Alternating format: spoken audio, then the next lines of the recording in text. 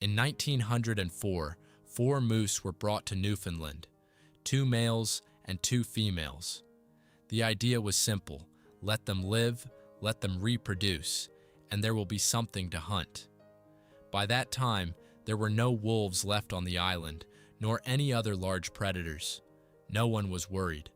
4 animals on a vast island. What could possibly go wrong? By the end of the 20th century, the descendants of those 4 moose had grown to 150,000 individuals. That's 1 in every 10 moose in all of North America, living on a patch of land that occupies less than 2% of the species' entire range. In Grosmorne National Park, 65 square kilometers of healthy, normal forest turned into barren meadows. The trees weren't broken by hurricanes or burned by fires. They were eaten. 4 moose, or rather their descendants, reshaped the ecology of an entire island. Now, the question is, what do we really know about moose? Well, they're big, antlered, live in the woods, and sometimes come out onto the road. In memes, they're clumsy and a bit comical, but in reality, this animal can destroy a forest, dive 6 meters underwater, run faster than a city car, and kill a wolf with a single kick. Yet they're facing extinction, not from predators, but from a creature the size of a pinhead. But let's take it step by step. Where did the moose come from? Its distant ancestor lived during the Pleistocene and was called the broad-headed moose. It was the largest deer-like animal to ever walk the earth, standing 2 meters 40 centimeters at the shoulder and weighing around a ton. A modern moose would look like a teenager next to a professional basketball player. This giant had antlers so wide that it likely couldn't physically enter dense forests and lived in open spaces, tundra, swamps, river floodplains. It went extinct about 100,000 years ago, but its lineage didn't end there. In North America, this branch appeared in the form of another species, the moose deer, which lived alongside mammoths, giant sloths, and saber-toothed cats. It disappeared 11,500 years ago, along with the rest of the megafauna, when the last ice age ended and the world changed. The modern moose, the one we know, appeared in North America only 15,000 years ago. In evolutionary terms, that was just yesterday. Dinosaurs lived for hundreds of millions of years, mammoths for millions, while moose on this continent have existed for a mere 15,000 years. They're not relics. They're a young and highly adaptable species that came and filled their niche at a frightening speed. Next, let's talk about size, and here things aren't so straightforward because not all moose are the same. The largest subspecies lives in Alaska. Males can weigh up to 600 kilograms and reach 2 meters at the shoulder. When such an animal stands before you, you look up at it, even if you're a fairly tall person. On the other end of the scale is the Shiras moose from the Rocky Mountains, the most compact subspecies, with males weighing 300 to 350 kilograms. Between them are the eastern subspecies, the northwestern subspecies, and several Eurasian forms. This difference in size isn't accidental. In biology, there's a pattern known as Bergmann's rule. The colder and more northern the habitat, the larger the animals of the same species. A larger body retains heat better because it has less surface area relative to volume. The Alaskan moose is evolution's answer to -50 in winter. And by the way, even the smallest subspecies of moose is taller than any bison or bear. It's the tallest land animal in North America, and in terms of mass, it's second only to the bison. But size is only part of the story. What's much more interesting is how the moose is structured internally, because each part of its body solves a specific survival problem. The moose has a long snout, and its upper lip is huge and incredibly mobile. It functions as a grasping organ, somewhat like a soft manipulator. With this lip, the moose tears aquatic plants from the bottom of lakes, strips bark from trees, and pulls leaves from branches. Interestingly, the very word moose, used in English, comes from the language of the Algonquin indigenous peoples and literally translates to bark stripper. People who lived alongside moose for thousands of years named it not for its size or antlers, but for what it does to trees. That says a lot. The moose's eyes are positioned on the sides of its head, giving it a wide, almost circular field of vision. However, its sight is poor. Moose can see movement well, but they struggle to distinguish stationary objects. If you're standing in the woods and not moving, a moose might simply not notice you. On the other hand, its ears are a masterpiece. They can rotate 180 degrees independently and work like parabolic antennas, gathering sound from different directions simultaneously. In dense forests, where visibility is limited, hearing is more important than sight for a moose. Under its throat hangs a skin fold called a dewlap. It can reach up to 40 centimeters in length, and scientists still debate its purpose. Some believe it's for attracting mates, while others think it helps disperse scent. There's no definitive answer yet, and that's fair. Biology is full of things we don't yet understand. The moose's fur consists of hollow hairs that are 15 to 25 centimeters long. A hollow hair is a tube with air inside, functioning like a thermos. The air layer prevents heat from escaping. Because of this, a moose can comfortably endure 40-degree frost. But there's a downside. Moose can't sweat. They lack sweat glands. When the temperature rises above 27 degrees, they begin to experience heat stress. Their bodies overheat, and the animal feels physically unwell. Therefore, the southern boundary of the moose's range is determined not by predators or food availability, but by temperature. Moose are northern animals not by choice, but by design. Their legs are also cleverly designed. The front legs are longer than the back legs, making it uncomfortable for the moose to bend down to the ground. It prefers to stretch upwards to high bushes or wade into water where it can lower its head without awkward poses.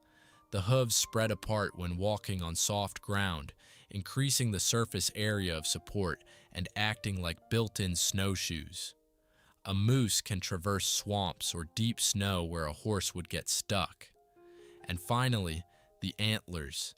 This is perhaps the most impressive detail. Moose antlers are the largest among all living mammals. Their span can reach up to 1.80 meters, and the mass of Alaskan subspecies can be as much as 35 kilograms. Their shape is unique, flat, shovel-like, with finger-like projections along the edges. All other deer have branched antlers like trees, while moose have antlers shaped like an open hand. Biologists call this shape palmate. But the most astonishing aspect is the growth rate.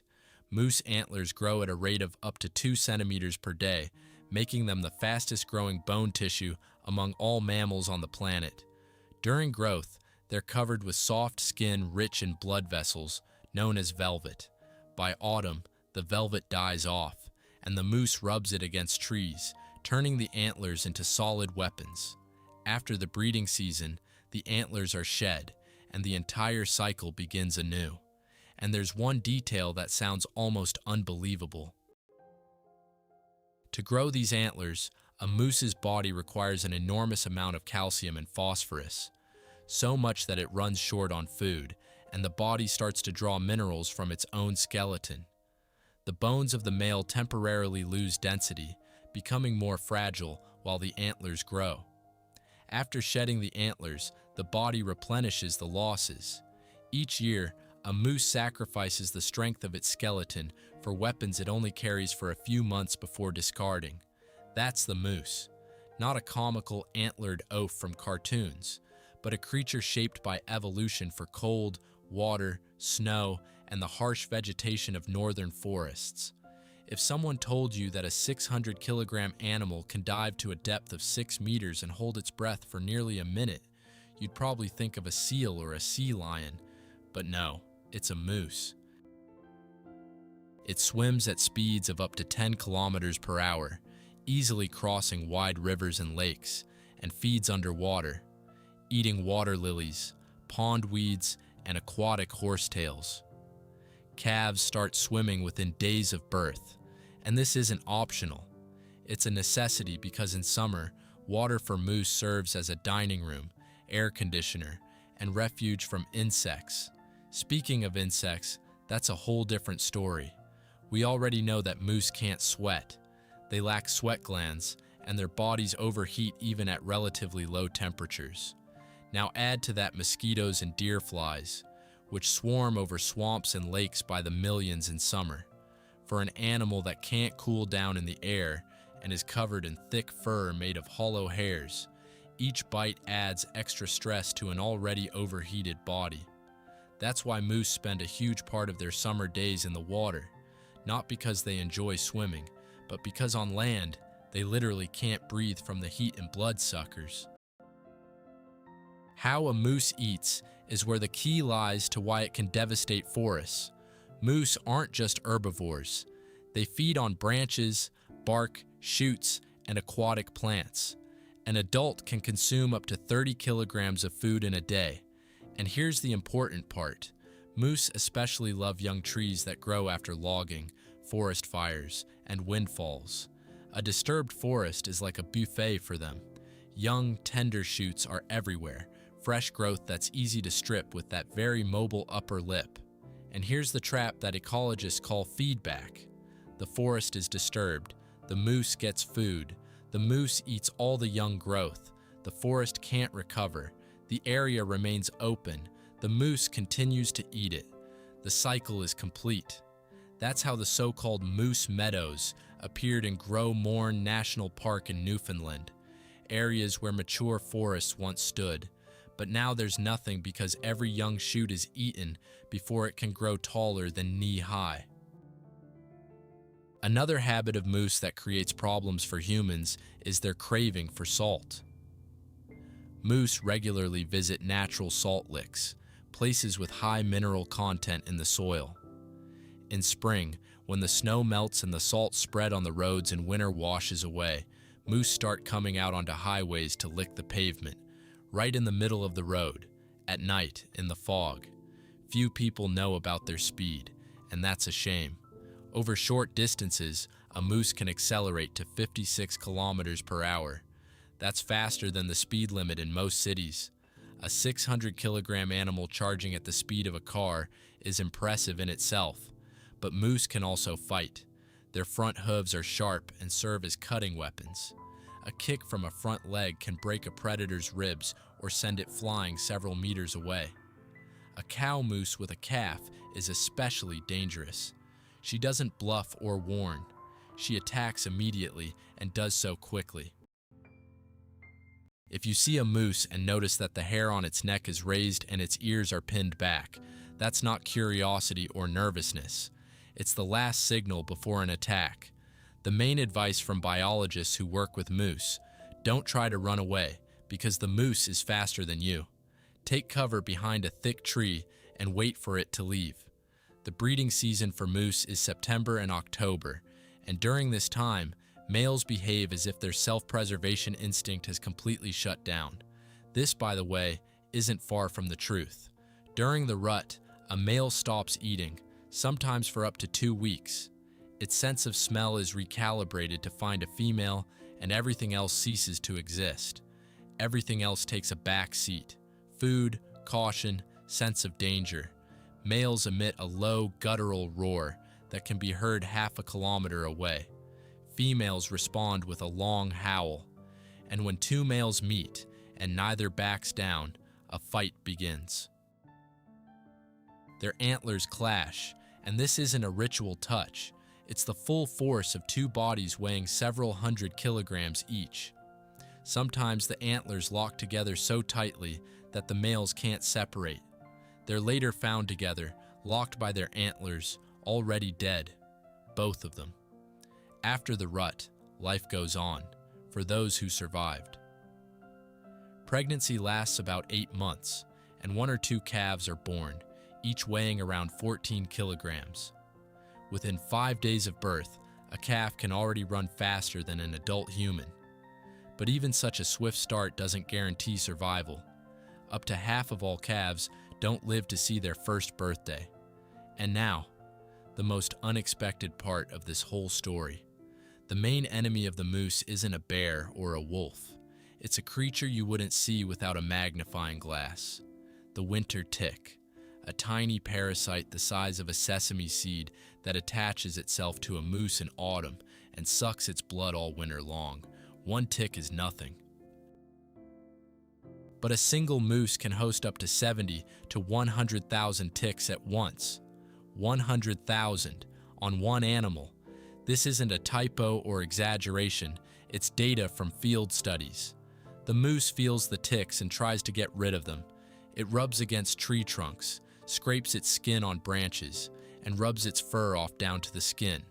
That's how ghost moose appear. Animals that have bare, pale skin instead of dark, dense fur. They look sick, emaciated, otherworldly. And they are indeed sick because losing fur in winter means losing insulation and becoming hypothermic, while tens of thousands of ticks sucking blood simultaneously cause severe anemia. In Vermont, between 2017 and 2019, winter ticks were responsible for 74% of all winter moose deaths. Among calves, this figure reached 91%. 9 out of 10 moose calves that died in winter perished from ticks. The second threat is even scarier because there's no escape from it at all.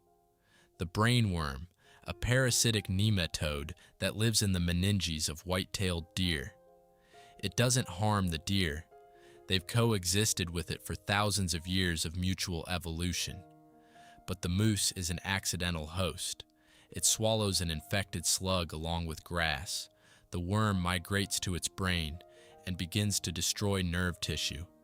The moose loses coordination, can't orient itself in space, and dies. The worm also dies in the moose. It can't reproduce in it. A dead end for both, with the deer being just a carrier. About 80% of white-tailed deer in areas where the parasite is present are infected with this worm.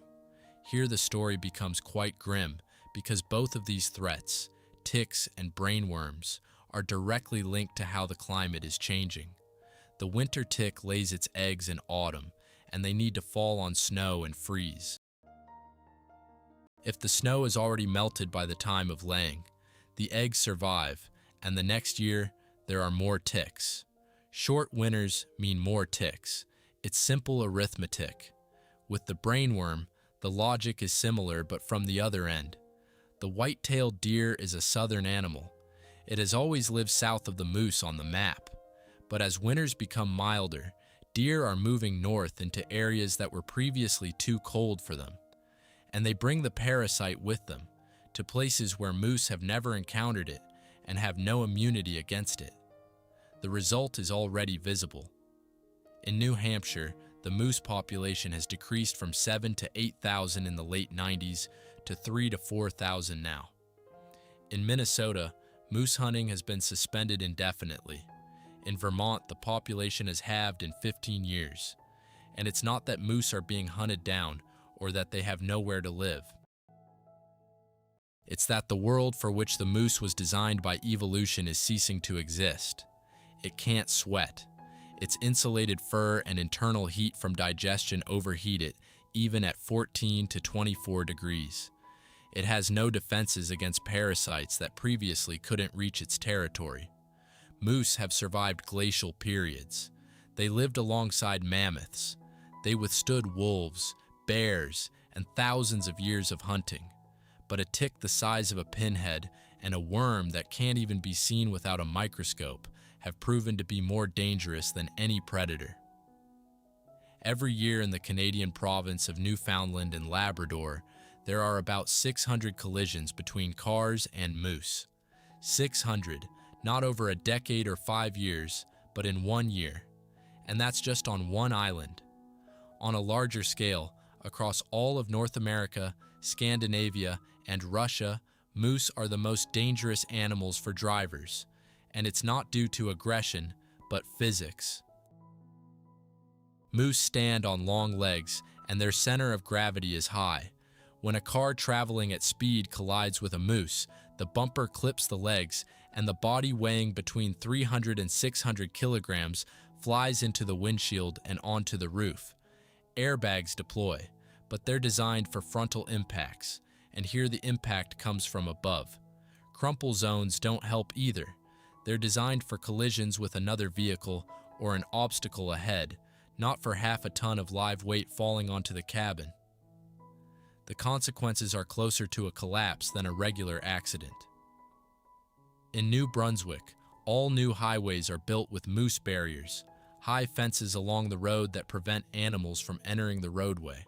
In Finland, Norway, and Sweden, this has been a long-standing practice, with such barriers being installed for decades. However, in Newfoundland in 2011, a different approach was tried. An electronic moose detection system was installed on the Trans-Canada Highway, something like radar that was supposed to alert drivers to animals near the road. The system operated for 4 years and was dismantled in 2015 because it proved unreliable. Moose aren't deer. Deer get scared and run away when they see a car. Moose freeze and start assessing the situation. They stand in the middle of the road and look at the approaching headlights because their brains process the threat using an algorithm honed over thousands of years of encounters with predators. Stop, understand where the danger is coming from, make a decision. But a car isn't a wolf. It doesn't smell or emit signals that moose can read, and they don't have time to make a decision. But road collisions are just one layer of the problem. The real conflict between moose and humans runs much deeper, and it's best illustrated by the example of Newfoundland, because this story is like a textbook on ecological mistakes, where each chapter flows from the previous one. The first moose were brought to the island in 1878, a small group that didn't thrive. The second attempt, in 1904, was successful. 4 moose survived and began to reproduce. By 1930, the last wolves on the island, the only predators that could control the moose population, were exterminated. From that moment on, the moose found itself at the top of the food chain without any checks and balances. Next comes the math. Without predators, with an abundance of young forest and a mild coastal climate, the population grew year after year until it reached 150,000. 65 square kilometers of forest in Gros-Morne disappeared. Forest birds began to lose their habitat. They simply had nowhere to nest. The diversity of plants on the forest floor decreased by 25% because moose don't just eat trees. They change the entire understory, trampling some species and giving an advantage to others. The island experienced an ecological disaster in slow motion, not in a year or 10 years, but over a century. Today, the province issues about 29,000 hunting licenses annually, and 85% of hunters return with game. But every year, more than 40,000 calves are born, and the population continues to grow. Hunting isn't keeping up because moose reproduce faster than they can be hunted. Meanwhile, moose have become part of the island's culture. Their meat is served in restaurants. It's made into sausage and burgers, and moose hunting has turned into a family tradition passed down through generations. People simultaneously complain about moose and take pride in them. They're both a problem and a symbol.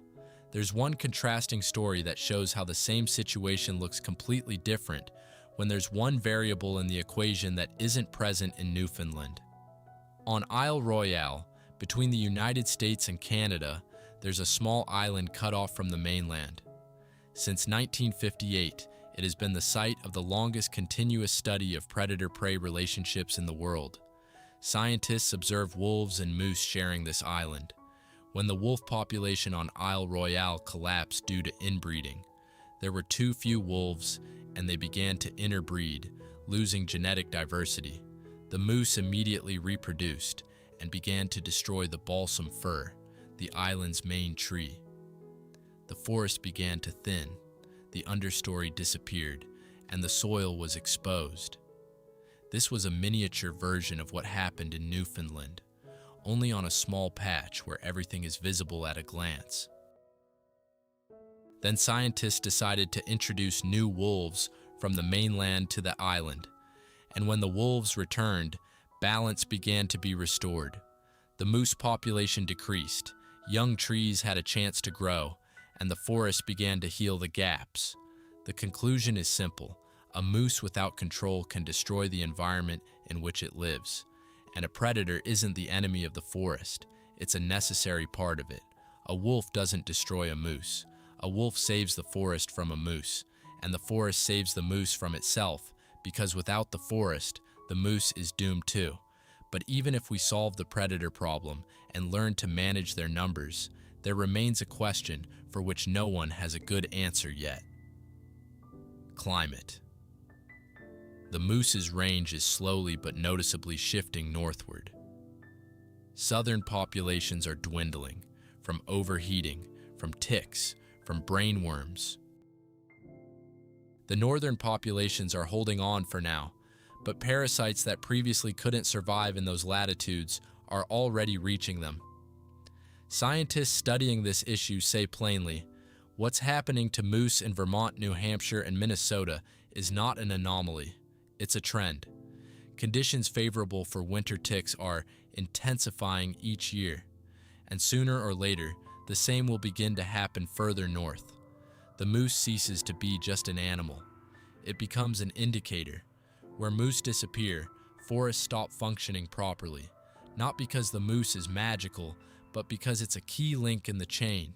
It shapes the understory structure, creates clearings where light-loving plants grow, enriches the soil, serves as food for wolves and bears, and its remains nourish dozens of scavenger species and soil organisms. When the moose leaves the ecosystem, the hole it leaves doesn't fill itself. A cascade of changes begins that affects everything, from insects to trees. All right, to the main point. Moose don't fit into any simple category. They're simultaneously pests and treasures, victims and destroyers, depending on the context. In Newfoundland, where there are no wolves and no natural checks, the moose is an ecological disaster that has been ongoing for over a century. In Minnesota, where the climate is shifting and parasites are encroaching, the same moose is an endangered species that is being saved by suspending hunting. On Isle Royale, where there are wolves and balance, the moose is exactly what it should be, a powerful link in a functioning ecosystem without which the forest cannot remain a forest. It has survived glacial periods. It coexisted with mammoths and saber-toothed cats. It has endured millennia of hunting by humans who pursued it first with spears, then with bows, and later with guns. It has withstood wolves, bears, harsh winters, and deep snows. But a microscopic tick and a parasitic worm carried by warming have proven to be more dangerous than anything it has faced in 15,000 years on this continent. The question of the moose's future isn't really a question about the moose. It's a question of whether the northern ecosystem can maintain its balance in a world that's warming faster than any large animal can adapt. The moose is a thermometer, a living 600-kilogram thermometer that indicates the health of an entire biome. And right now, this thermometer's readings are causing serious concern. The moose in the photograph looks like a decoration. Standing in a lake, antlers in the mist, beautiful. But behind this picture is a creature older than our civilization, one that dives deeper than you think, runs faster than you expect, and is currently losing a war. Its opponent is invisible, and the battlefield is air temperature. Thank you for liking and subscribing to the channel.